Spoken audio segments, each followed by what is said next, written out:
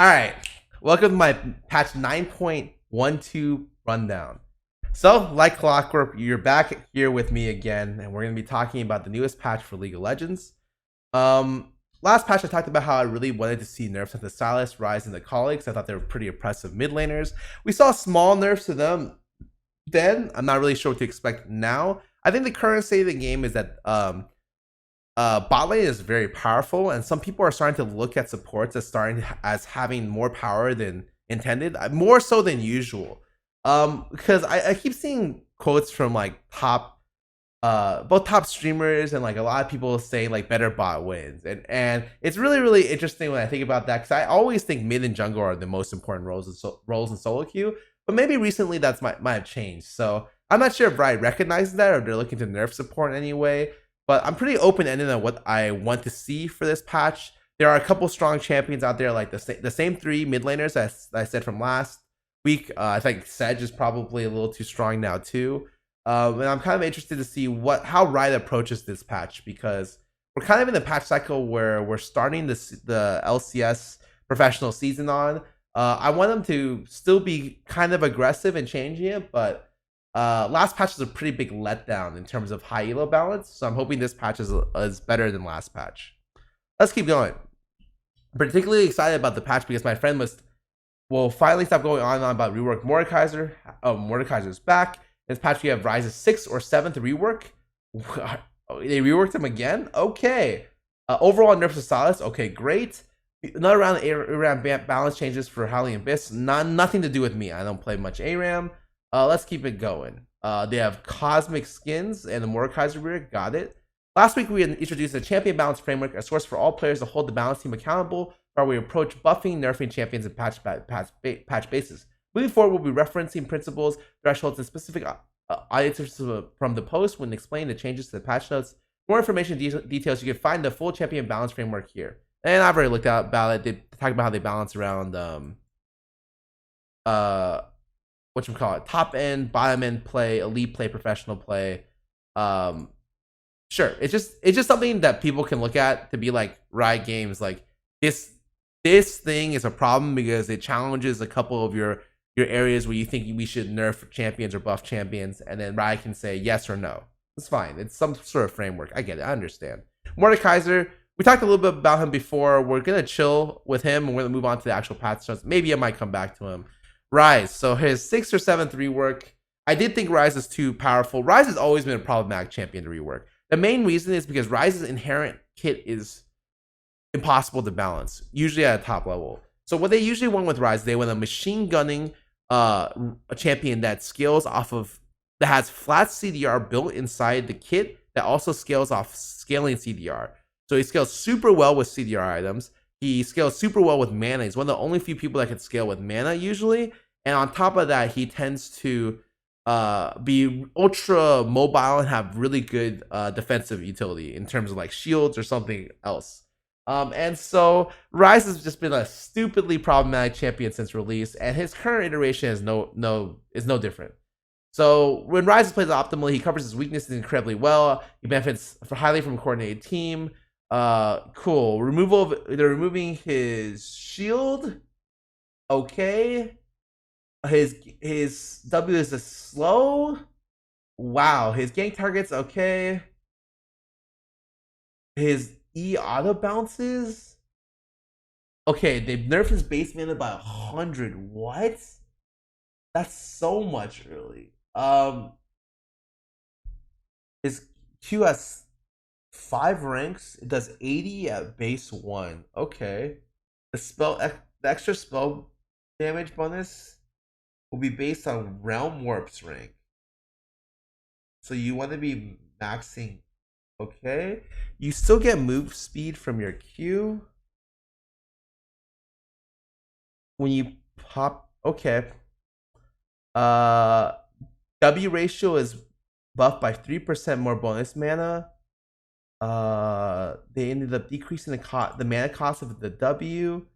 Converts root to slow. It's a better harass tool and does more damage per mana efficiently at early ranks. Before it hits level 3. Got it? Spell Flux is 10 less damage 20 less cost. Wow. That's really cheap. Now always bounces. Bounces no longer damage. Okay.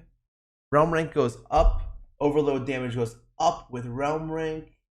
Immediately cast at max range. Minimum cast range is 1,000. Maximum is whatever. Cooldown went up. So they nerfed the ulti cooldown by a ton, and they forced you to take it because it increases your overload damage with flux.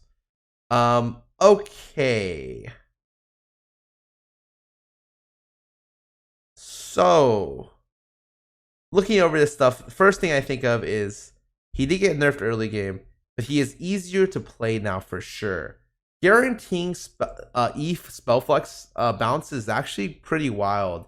You potentially could have a lot to work with guaranteeing the bounce, not only in early mid game harass, but also in situations where you're team fighting. Where you're skirmishing and you're skirmishing around objectives or skirmishing in big team fights, you're guaranteeing this efflux bounce. Being able to guarantee that into like Q overloads on their whole team or half their team is actually a tremendous amount of damage. What he gives up for it is his shielding, which is really, really powerful. Don't get me wrong. Like I think his shielding is super, super important. And it's how he trades effectively against a lot of champions. Usually what happens is he'll hold one charge and then he'll just like do a full rotation with WEQ, for instance. And while you're training with his WEQ, he procs his passive, which is move speed and shield, and runs away. But he no longer gets the shield now, so maybe you win a trade like that.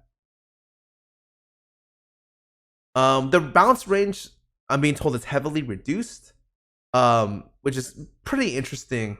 So the setup for the wave pushing is no longer EEQ. You can do EQ maybe with it, depending on how much the E bounces. It's definitely gonna be much more susceptible to ganks and much easier to kill early. You may have a stronger like mid late game, but I think that's definitely the trade-off Riot wants to make, because if you can set this champ behind early, then that's all that matters. The 100 less mana early game is actually a huge hit. I don't know how you're even supposed to play the lane with that much, with that less mana. You're probably gonna just be forced into like setting up a good back for your tier, and then backing early for it, which is kind of what you were doing anyways with RYZE with TP. So I guess it's not unusual, but trading is going to be less effective early, except for maybe the E mana cost being lower. This seems overall just a nerf to RYZE.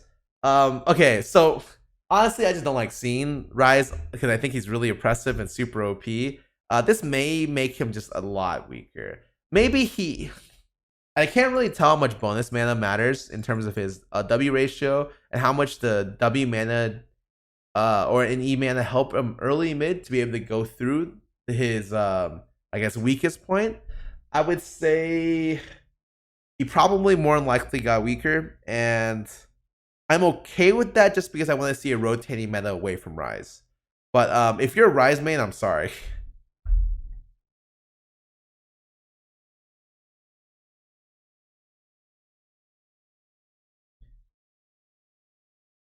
Yeah.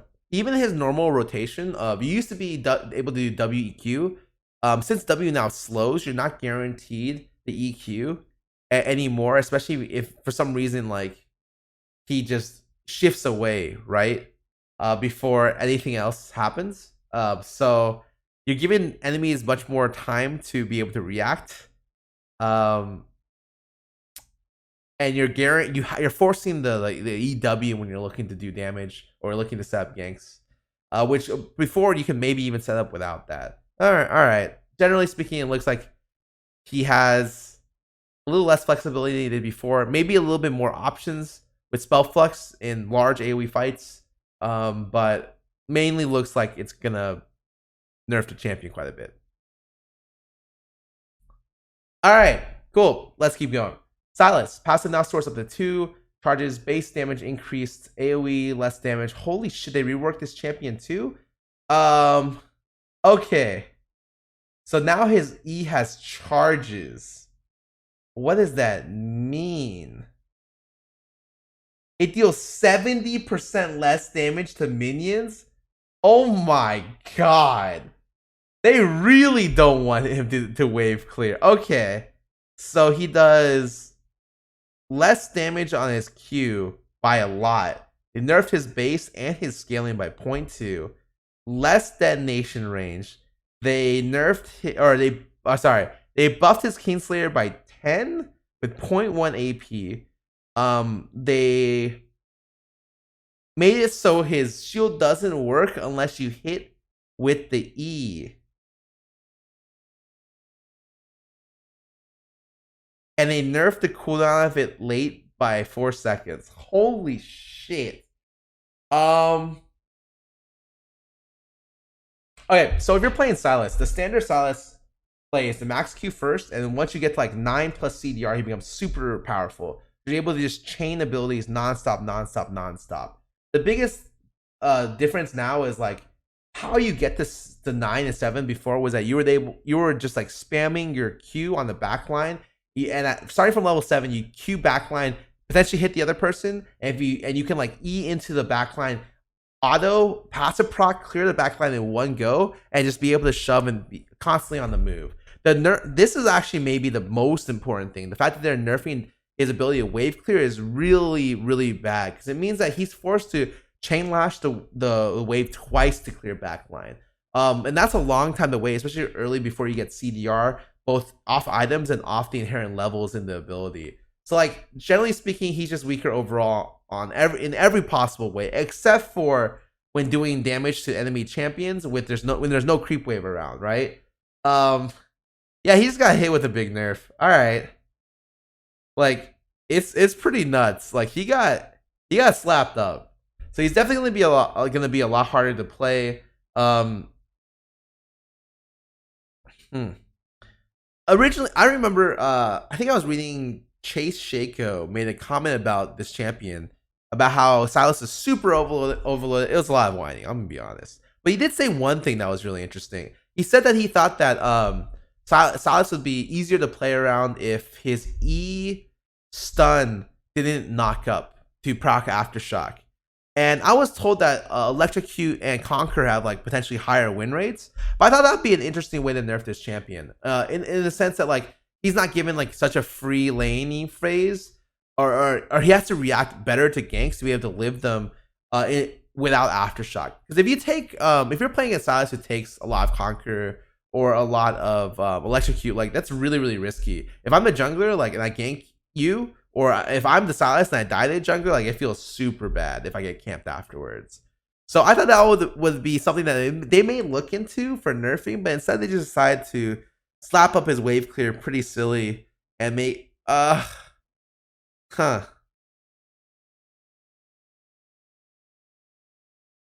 Well, we talked about how I wanted to see SYLAS RYZE Akali nerfs, and I just saw pretty big RYZE nerfs from what it looks like, and pretty big SYLAS nerfs. So I guess I'm happy to see that, because it mixes up like kind of the mid lane meta and the solo lane meta quite a bit. But man, they hit these champs quite hard. All right, let's keep going. Yuumi, this champ's broken, and we all knew that off the hotfix, right? Like for sure. So because they buffed 7 things in a row, and when you buff like a champion in every single possible way, especially a champion that's very convoluted like Yuumi. I think Yuumi is a champion that not only other people have to learn how to play around, she's also a champion that you particularly have to learn how to play. And she's very, very unique in that regard. So like before, I get it. Riot can't release a weak champion because no one's interested in buying them, and especially a cat champion like Yuumi, because they need to sell this champion. Like this champion is their money maker. You know, I get it. Get why they nerfed it. And I already heard replies that they're gonna slowly nerf this champion over time, which for me is great because like, yeah, I think she's really overtuned. So as I say this, you know, I see their 50 health base stat buff, and I'm starting to wonder like maybe what I'm thinking they're gonna do and what they're actually gonna do is a little different. So I see a 50 base health buff. That's pretty insane. I don't know if people remember what Aurelion Soul like mains like meme about on Riot. Like they nerfed Aurelion Soul's health by like 60 or 50, and every single patch every Aurelion Soul main is always like, can we get our health back? Like, can we get the 50 health back, right? Is that cool? Are we chill? Or is that nice? And like they just give 50 health to Yuumi. Okay. It's because of cut down. Yeah, I mean, I understand that, but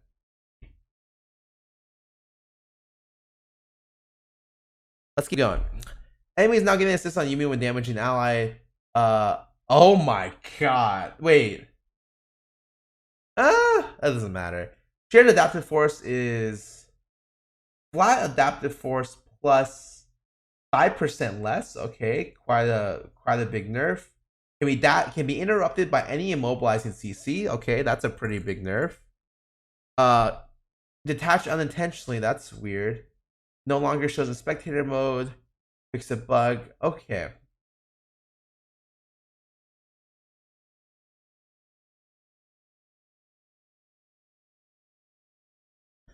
So I think this is really interesting. I'm seeing a lot of comments about how like health doesn't matter on this champion, which is just bullshit, right? Because if you just gave Yuumi an extra 400 health, level 1, it suddenly ends up mattering, right? But there's like you're saying that it matters. Like people are saying it matters because of cut down, like taking it off. And the real talk about this is like the only reason you probably the passive nerf is kind of irrelevant, except for early. It's like okay, it's not a big deal. The AP nerf on the shield is a little bit bigger. The dash interrupting and the adaptive force makes it her a little bit worse, a decent amount worse. I'm still probably looking for more nerfs into this champion. But let me go back to my original point. I think the way you're supposed to play this champion, the way people think that she's played, is different.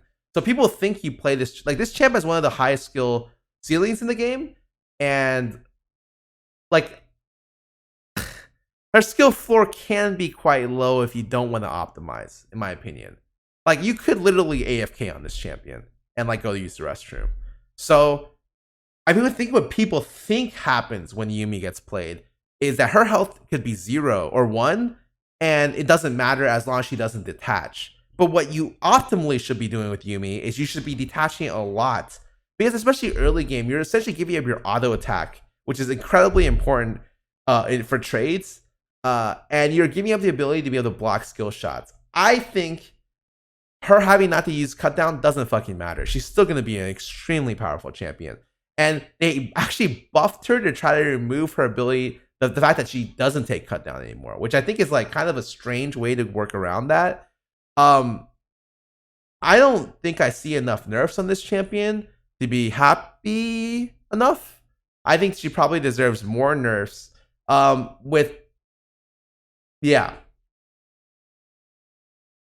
I definitely think Yuumi is a champion where if you don't think health matters on her, you're not playing her correctly. And I am much happier with the idea that she should be nerfed harder and some of her hotfix buffs should be reverted than adding 50 health to her and nerfing a little bit on this. This is a decent nerf. I can't really say anything. I was hoping, like, I would prefer that they not give her 50 health and also nerf this. I'm happy with any kind of nerf to give to Yuumi. I do think she's too powerful right now. And I think the passive and the W are more nerfs than buffs for the champion. I'm just kind of surprised to see this. Anyways, let's keep going. I don't want to harp on this too long. Simple champion changes. Aatrox is broken beyond belief. Let's keep talking about it. Her passive cooldown on skills on level. Our healing blows only applies to self-healing. We're following up the changes we made to Aatrox. He heals way too often in lane, yes. He heals way too often much from late game, yes. Great. So his cooldown his passive now starts at 24 and goes to 12. Okay. And World Ender now is only self-healing. Great. Okay, more nerfs to this champion, all good in my book. This champ's one of the most broken champions they've ever released. Yeah, I really can't say anything else. He's super powerful, and they're literally looking to potentially remove the revive on his ulti. Maybe. Like, this champ is crazy. It's probably not enough to tone them down, but it's at least enough to make me feel that they're actually looking at him. Okay? Ashe, W cooldown decreased. Ashe can use more power. You know, I haven't seen many Ashes. We're specifically buffing the ability that she uses the most to keep enemies at bay. So they're buffing it from 14 to 4. That's a pretty huge buff, honestly. You're getting 20% more volley power late game. It's something really very easy for Ashe. You can kind of loop this into your rotation constantly. I think it's really powerful. It makes you have like a 2.5-ish, 2.3-ish second cooldown with 40% CDR, which you're probably going to actually get more ultis and more volleys. I like it a lot. I don't think she needs much. Like, I like that Ashe is relatively a simplistic champion with a very strong initiation tool at the end. I just feel like right now Varus tends to overpower Ashe, and I think that Ashe should have her niche case uses. And I think this is a nice way to buff her for sure. All good in my book. Caitlyn, base attack damage increase. Really? I don't think Caitlyn, Caitlyn's such a scary champion to buff. She's the highest attack range champion in the game. And so when you buff her, and she's a lane dominant champion on top of that. So if you ever buff Caitlyn, she tends to oppress bot lane metas by herself. 280 is a small buff, which is why I'm not super pissed about it. But like, you do have to be very, very careful with buffing this champion. I don't think she's that weak. I don't think she's nearly as weak as people think, or even deserves buffs in the first place. So let's keep going. Aurelia, E cooldown increase, range decrease. This champ's too good. Yes.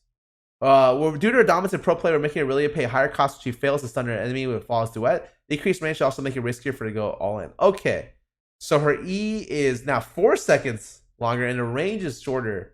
4 seconds to 2 seconds longer, range is shorter. All good in my book. I think Aurelia is definitely overtuned. I think it's really weird because Riot nerfed Negatron Cloak so that you couldn't rush it mid lane. You can't build the null into Negatron anymore as a item path. And it really is just a mid laner that just rushes Wits End every game if she's against a bad matchup or an AP matchup. So I think it's really weird that you're able to build a defensive offensive item on a champion and she still do like a tremendous amount of damage and scales really well throughout the game. I do think that if I want to keep AD champions relatively viable mid, usually you really only have Zed Talon to play alongside Aurelia and potentially Pyke. And so nerfing one of the AD picks means that generally speaking, your overall team comp has to be like, has to pretend it has an AP mid lane. Not necessarily something awful, but just something to keep in mind. But I think she's too overpowered. So toning her down is definitely a good thing in my book. Karma. So Q slow damage, Q slow increase, E mana cost decrease, movement speed duration increase to match shield duration. Okay, we're giving Karma more tools to help her survive, especially when she's caught out by herself.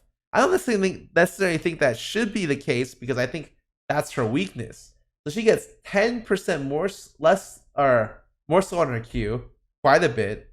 And then she gets mana cost buffs and she gets a full second more on move speed on her E.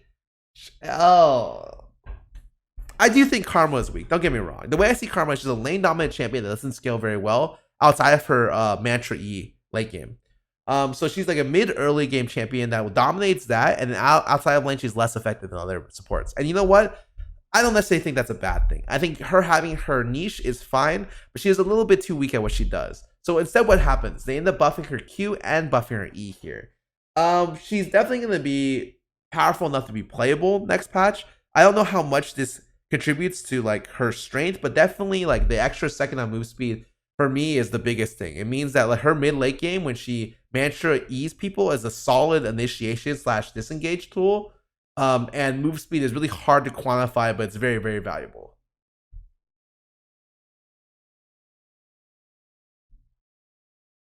Lulu. Okay. Oh god, we're buffing Lulu. Okay, Lulu used to be one of the most egregious champions in the sense that she made it so you didn't get to play the game. So I play and used to play a lot of assassin champions, and Lulu, if you played assassins as a Lulu, you really didn't get to play the game much. Like, she just made it so your life was hell. Any buffs to this champion is very, very scary for me as someone who used to play like a lot of Diana, a lot of Cat, who switched recently to like more champions that can deal well against this kind of stuff. But any kind of diving melee champion, diving melee assassin hates Lulu, especially if she's powerful. So what'd she get?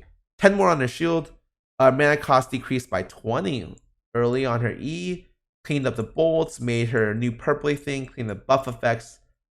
Okay, so they just visually made her look a lot better, and they buffed the E a little bit. That's not that bad. Okay, I'm not too worried. I think Lulu's a little bit weak right now, so this is like a very small buff to kind of push her along the way. It reminds me of the Caitlyn buff, which is not going to be a game breaker, but it's a little something nice to give to her because she's a little bit weak. I would have liked to see something like this for Karma, like just giving this to Karma and not just this would have felt pretty good. I think maybe Karma might be a little strong, but we'll see about that. Master Yi, we fixed the passive bug where double strikes were lasting 3 seconds instead of 4. Okay, that's a nice bug fix. Knowledge Q base damage decreased early. We're reducing his all in because he's currently too strong high levels of play. So they nerfed him by 20. Wow, his Q at a base of 100? That's insane. That's really, really strong for I don't think it'll matter. Sorry. Reducing it by 20 isn't enough. Because when you're playing support, you're maxing Q anyways. This is like kind of maybe if you're playing mid lane, it doesn't really matter. So this won't really change Nautilus' ability to play the game. The reason why Nautilus is good is because his ease of execution is it's just too easy to play him. If I hate the Q, I'm guaranteed the auto, I'm guaranteed the ulti, I'm guaranteed the E. And you just have to sit there and eat it. Like, you have to pray to God you don't get hit with the Q. And to be honest, the Q is kind of deceptive. Like, it's a linear magnet, you know? And so you're going to have those times where you're like, that was BS. I can't believe that hit me. And while you're saying that, you have to sit there for 2.5 seconds while you're getting like pounded on by Nautilus and his partner. So yeah, I think his ease is too easy. I think overall nerfing the damage, his base damage is probably a good way to go. They didn't really nerf it that much. He's still going to be really good. Doesn't matter. Zac. I haven't really seen Zac at all. Actually, maybe one in my 20 games on this patch ish. Significantly weaker after his revert. Okay. Base damage increased by 10. I mean, it's pretty good, honestly, because you can get multiple W's on a camp, but 10 is pretty small. All right. And his less bounce is enemy champion chunk. Each bounce that hits one or more champions. Okay. So it's more similar to the old version of Let's Bounce. And the knockback distance is a little bit less than it used to be before, but it's where the target was hit. These are just clear buffs to the champion, right? And I think that, yeah, he's a little weak right now. Deserves buffs. This makes him farm a little bit better. This makes him be able to be a little bit tankier, as well as a little bit more effective when he initiates. I like it. It's not too over the top. Pretty good. Corrupting Potion. Bonus magic damage flattened. Is a dominant choice in pro and high skill play? Yes. We're toning it down a notch so other options have an opportunity to shine. Okay. So they're toning it down by making it 15 at all levels. So it scales really poorly going over. Corrupting Potion is obviously really strong. The combination of Corrupting plus Dark Seal plus potentially Warp Tonic is a great combination. Really, really powerful. There's a lot of ways you can nerf Corrupting. You can nerf. They I think try to do it 2 charges instead of 3, so you have to really be like aware of when you're using your charges. I thought that was an interesting way. They decided to instead to do it this way instead, where the damage is reduced over time. It just definitely needed to be nerfed. This is one of the options they could have done. I'm okay with it. I probably would have done the option where Corrupting is just 2 stacks. And if you could bait out or use a Corrupting Potion, being able to dodge that timer feels like a lot more skill expressive for me. But it makes maybe using Corrupting feel a lot worse.